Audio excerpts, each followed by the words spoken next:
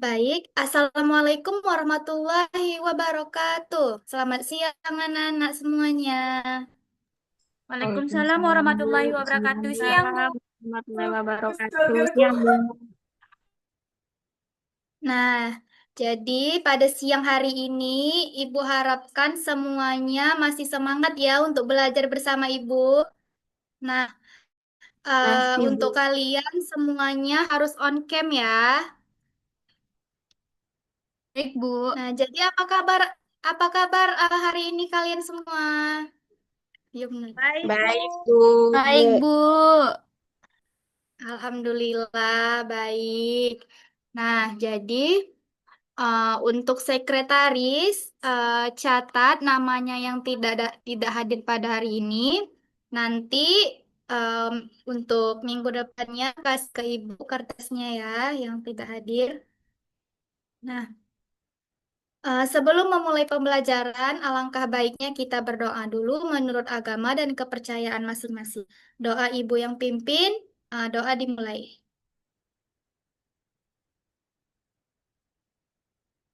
Doa selesai. Nah, jadi hari ini Ibu akan membawa materi mengenai jaringan pengangkut.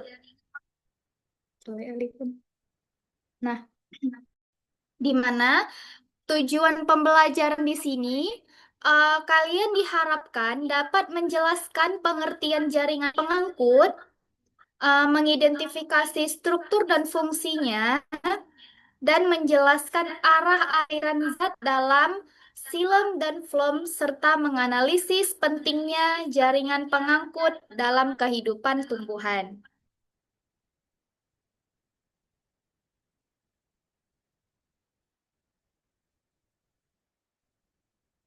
Nah, jaringan pengangkut atau disebut dengan jaringan vaskular. Nah, kenapa disebut dengan jaringan vaskuler? Karena jaringan ini menyerupai saluran atau pipa panjang yang mendistribusikan, yang mentransferkan zat maupun senyawa di dalam organ tumbuhan. Nah, fungsi utama dari jaringan ini adalah untuk mengangkut unsur hara, air, dan mineral dari tanah, dari akar ke daun, serta mengedarkan hasil fotosintesis dari daun ke seluruh bagian tubuh tumbuhan. Nah, jaringan tumbuhannya itu dibedakan menjadi dua. Yang pertama itu ada xilem dan phloem. Nah, bisa kalian lihat gambar pada PPT Ibu. Nah, di situ seperti yang sudah Ibu jelaskan tadi, jaringan pengangkut ini sangat penting karena tugasnya itu untuk mengangkut air, mineral, dan makanan ke seluruh bagian tubuh tumbuhan. Nah, bisa kalian lihat pada PPT di gambar tersebut, lihat di sebelah kiri yang berwarna hijau itu. Nah, itu merupakan gambar tumbuhan utuh dari akar, batang sampai ke daun. Nah, di dalam bagian-bagian tumbuhan itulah nantinya terdapat jaringan pengangkut ini. Nah, kalian lihat di bagian tengahnya, bagian gambar bagian tengah itu merupakan potongan melintang dari batang tumbuhan yang memperlihatkan bagian dalamnya yang berwarna hijau, yang lebih ke tengah. Nah, itu merupakan silem. Yang dimana nanti fungsinya itu akan membawa air dan mineral dari akar ke daun. Nah, selanjutnya yang berwarna merah ke orange-orangean itu merupakan phloem. Nah, yang dimana nanti tugas si phloem ini mengedarkan hasil fotosintesis seperti glukosa dari daun ke seluruh bagian tumbuhan. Nah, lihat di bagian kanan dan kirinya itu. Gambar yang kiri yang sel pembuluh silem berbentuk seperti pipa panjang yang nantinya akan mengangkut air dari bawah ke atas. Dan yang di sebelah kanannya ada sel pembuluh tapis pada phloem. Nah, kenapa dibilang pembuluh tapis? Karena ada lubang-lubang kecil berbentuk seperti saringan yang nantinya akan membantu mengalirkan zat makanan.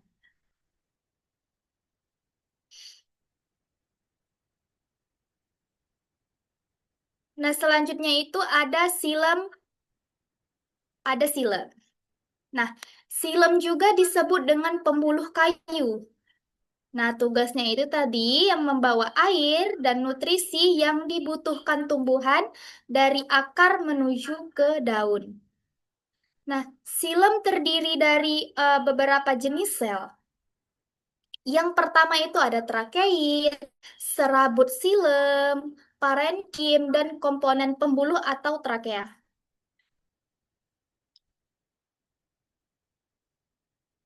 Nah, bisa kalian lihat pada PPT Ibu, di situ ada yang trakea, bagian trakea. Nah, bagian trakea itu bentuknya seperti pipa besar, bulat, dan tersusun bertingkat-tingkat. Nah, yang dimana fungsinya ini sebagai saluran utama dari akar ke daun. Nah, karena berbentuknya itu seperti pipa atau seperti tabung dan diameternya juga besar, jadi memungkinkan air yang mengalir bisa lebih cepat. Selanjutnya itu ada trakeit. Nah, bisa kalian lihat trakeit di situ bentuknya panjang dan juga ramping, yang dimana fungsinya itu nanti akan membantu mengangkut air. Nah, air mengalir dari trakeit ke trakeit lain lewat celah kecil di dindingnya yang bulat-bulat kecilnya itu. Nah, nanti airnya itu mengalirnya lewat celah-celah kecil itu pada dindingnya itu. Selanjutnya itu ada serabut silem. Nah, serabut silem itu berbentuknya seperti benang-benang panjang yang tipis. Nah, serabut ini tidak mengalirkan air, tetapi fungsinya itu sebagai memberikan kekuatan dan kekakuan pada batang tumbuhan agar batang itu tetap berdiri dengan tegak. Nah, selanjutnya ada sel parenkim nih. Nah, sel parenkim ini merupakan sel hidup yang fungsinya nanti menyimpan cadangan makanan dan membawa transportasi zat secara menyimpang dari dalam keluar atau dari luar ke dalam. Dan sel ini juga nantinya akan membantu memperbaiki bagian silem yang rusak. Sampai di sini apakah anak-anak Ibu paham?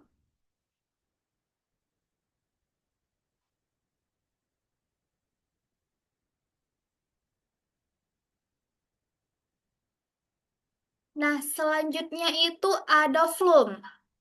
Phloem juga disebut sebagai pembuluh tapis.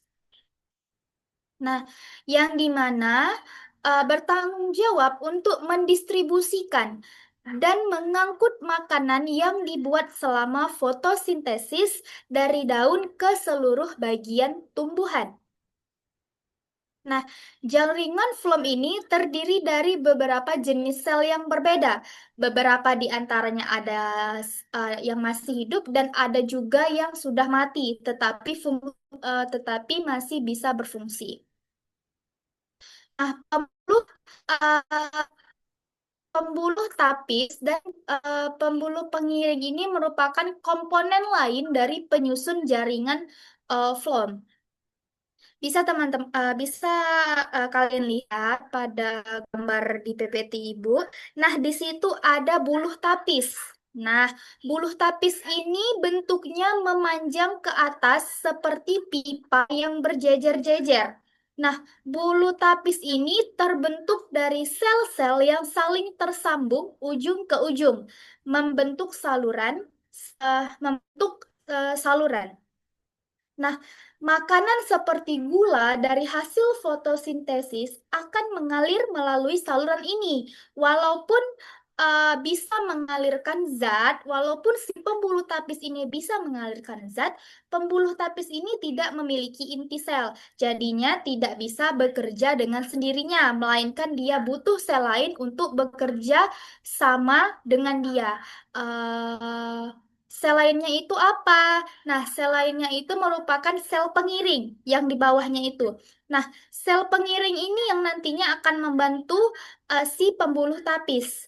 Nah, sel pengiring ini sel hidup yang punya inti dan fungsi metabolismenya itu aktif.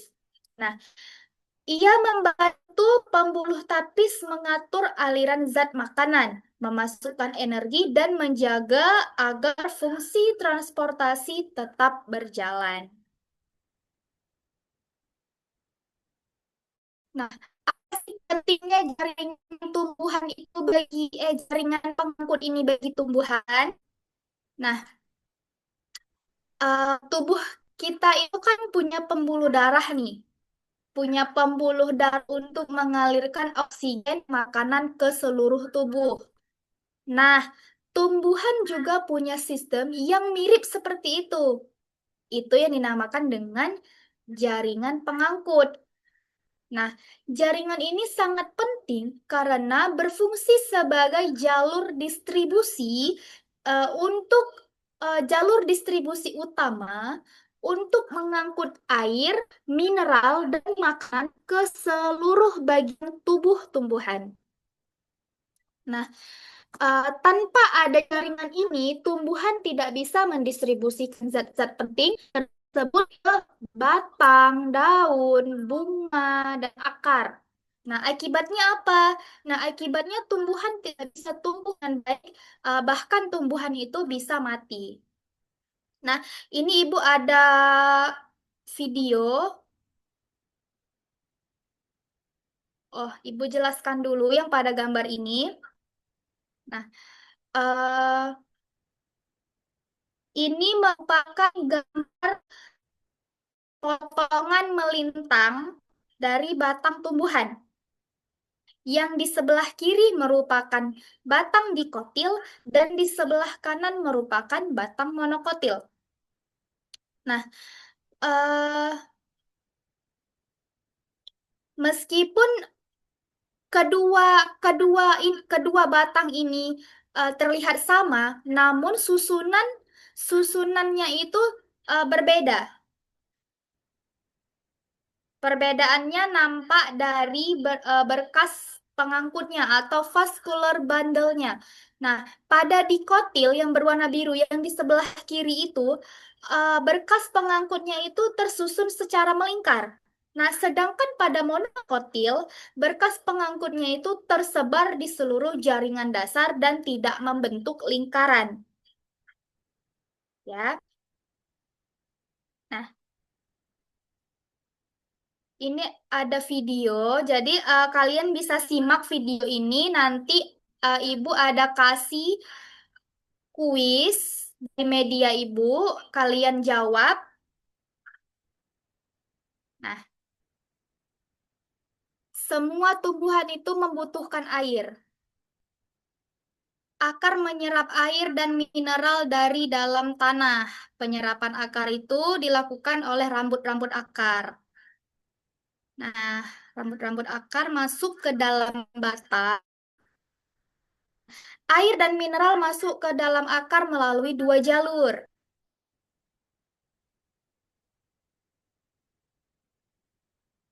Jalur yang pertama itu ada jalur simplastik. Nah, jalur simplastik ini air dan mineral berpindah melintasi sitoplasma dan akhirnya akan mencapai silem. Nah, pembuluh silem ini berbentuk seperti tabung berongga, panjang dan sempit yang tidak mengandung bahan hidup. Nah, silem mengangkut air dan nutrisi mineral terlarut dari akar ke bagian lain dari tanaman. Nah, sekitar 95% air yang diserap hilang melalui stomata atau mulut daun yang ada pada daun. Nah, proses ini dikenal dengan proses transpirasi. Jumlah stomata lebih banyak terdapat pada permukaan daun bagian bawah. Nah, jika transpirasi ini terjadi sepanjang hari, maka tanaman akan banyak kehilangan air yang dikendalikan mekanisme terbuka dan tertutupnya stomata. Pada siang hari, air masuk ke dalam pelung bersama dengan ion kalium.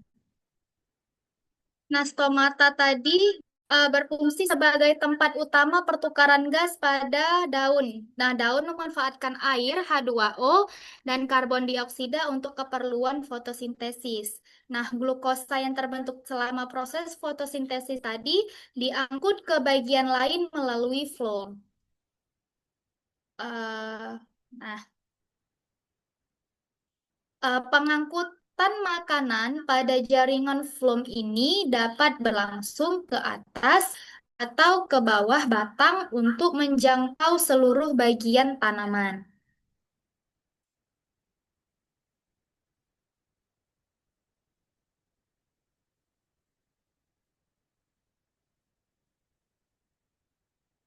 Nah, makanan-makanan tadi, makan yang sudah diangkut oleh jaringan phloem tadi dapat berlangsung ke atas maupun ke bawah untuk menjangkau seluruh bagian tanaman agar terdapat zat makanan yang sudah diedarkan phloem dari hasil fotosintesis tadi. Nah, itu tadi merupakan pembahasan dari Ibu. Bagaimana dengan anak-anak Ibu semuanya? Apakah paham yang sudah Ibu jelaskan? Ada yang ingin bertanya?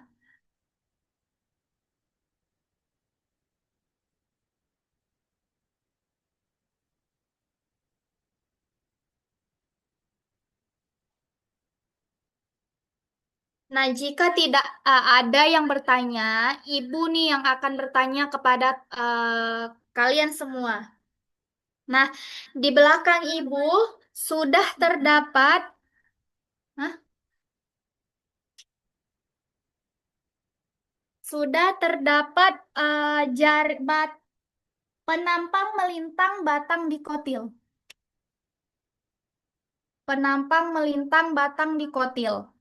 Nah, ini ada nomor 1, ada nomor 2, ada nomor 3, ada nomor 4. Nah, di sini Ibu mau kalian menunjukkan bagian nomor 1 itu apa, nomor 2 itu apa, 3 apa, dan 4 apa.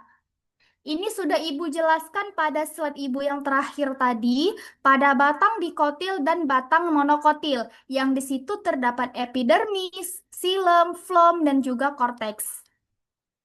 Nah, siapa nih yang mau menjawab panah pada nomor satunya?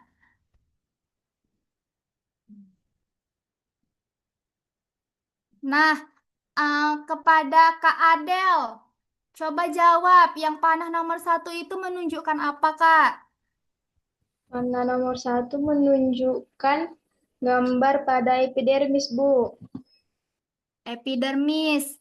Eh, Sebutkan epidermis. Iya, memang benar.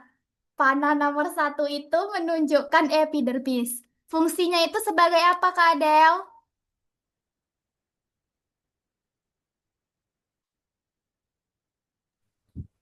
Jadi, Bu, fungsi epidermis ini sebagai perlindungan pertukaran gas dan pengatur transpirasi. Iya, benar apa yang dibilang Kak Adel tadi, bahwasannya pada batang dikotil ini merupakan epidermis yang melindungi eh, sel-sel jaringan yang ada di dalamnya. Oke, terima kasih ya Kak Adel. Nah, selanjutnya itu siapa nih yang mau menjawab pada panah kedua ini menunjukkan apa? Apakah anak-anak ibu nampak terlihat pada kalian semuanya?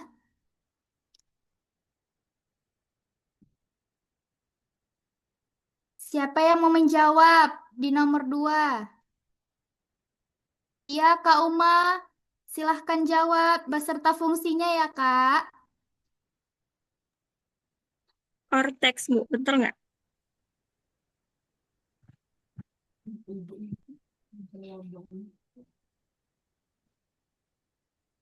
Apa, Kak Uma? Korteks batang, Bu.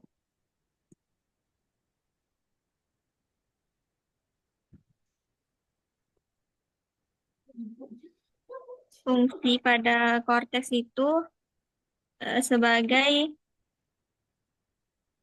dengar nggak, Bu? Korteks, iya benar. Iya, nomor 2 ini merupakan korteks pada batang dikotil. Fungsinya itu sebagai apa, Kak Uma?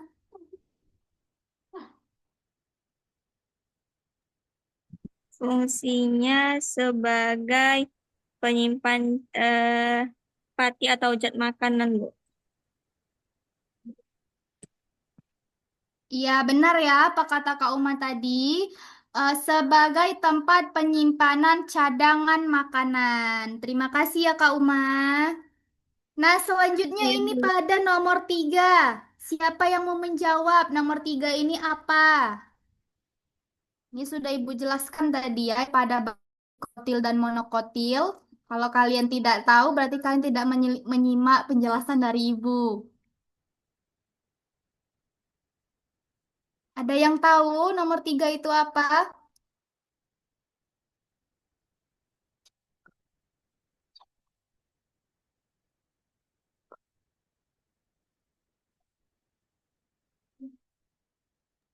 Endodermis, Bu. Endodermis. Kurang tepat ya, Kak Novel.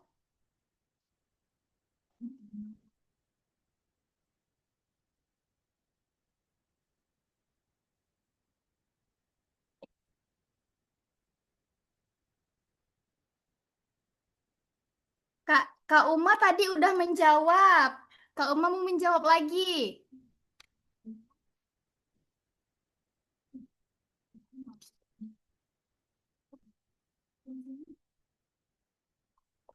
Jaringan phloem, Bu. Phloem.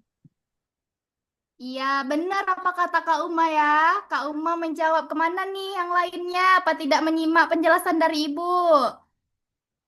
Padahal Ibu sudah menjelaskan batang dikotil dan batang monok. Kalian tidak menyimak penjelasan dari Ibu ya. Kak Uma dapat double ini giftnya. Nah nih, yang nomor 4 terakhir. Nomor 4 terakhir, siapa yang mau menjawab? Kak Atika, ya Kak Atika. Kurang nampak, Bu. Gambarnya Kurang nampak. kelihatan, Bu. Kita dekatkan lagi kalau kurang nampak. Bagaimana Kak Atika? Silet, Bu. Iya, silam. Fungsinya sebagai apa, Kak Atika?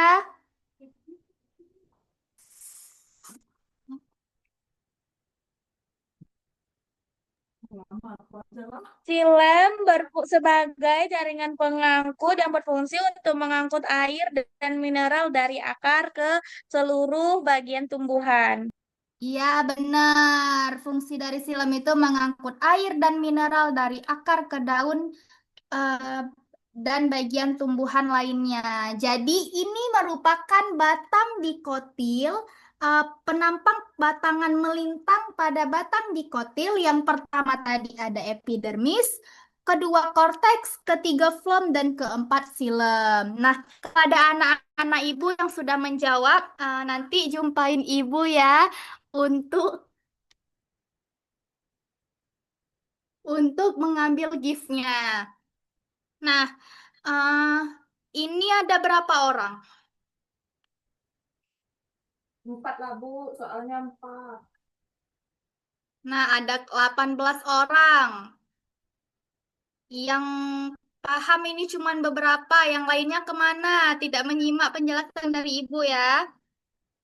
Nah, kalau tidak menyimak penjelasan dari Ibu, nanti Ibu akan mengirimkan LKPD kepada kalian.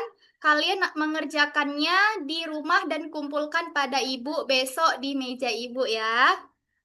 Nah, jadi itu saja yang bisa Ibu sampaikan pembahasan dari Ibu.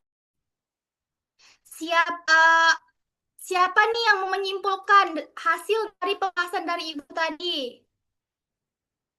Simpulkan.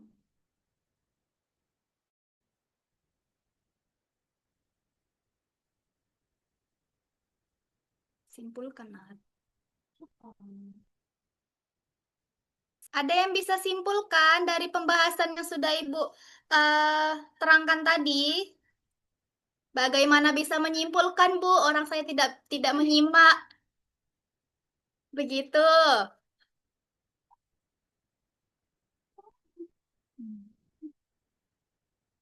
Ada yang bisa menyimpulkannya?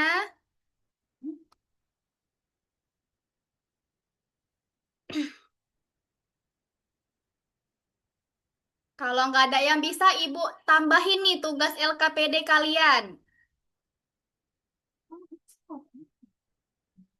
Saya, Bu. Ya, silahkan Kak Uma. Kak Uma nih dapat 3 double gift nih. Yang lainnya pada kemana? Silahkan Kak Uma simpulkan. Jadi, jaringan pengangkut adalah jaringan yang berfungsi untuk mengangkut zat-zat mineral atau zat hara dan air yang diserap oleh akar dari tanah dan zat-zat makan yang telah dihasilkan pada daun itu disalurkan ke bagian lainnya untuk kelangsungan hidup tumbuhan. Terdapat jaringan silem dan phloem, yaitu jaringan silem adalah bagian dari jaringan pengangkut yang berfungsi untuk melangsungkan pengangkutan air dari zat-zat mineral dari dalam tanah melalui akar ke daun. Yang kedua ada jaringan phloem, yaitu adalah jaringan yang berfungsi untuk mengangkut dan menyebarkan zat-zat makanan dari daun yang merupakan hasil fotosintesis ke seluruh bagian tumbuhan. Itu, Bu, kesimpulannya. Ya, benar ya. Dari Kak Uma bilang tadi mengenai kesimpulan dari jaringan pengangkut ini. Nah, itu saja pembahasan dari Ibu.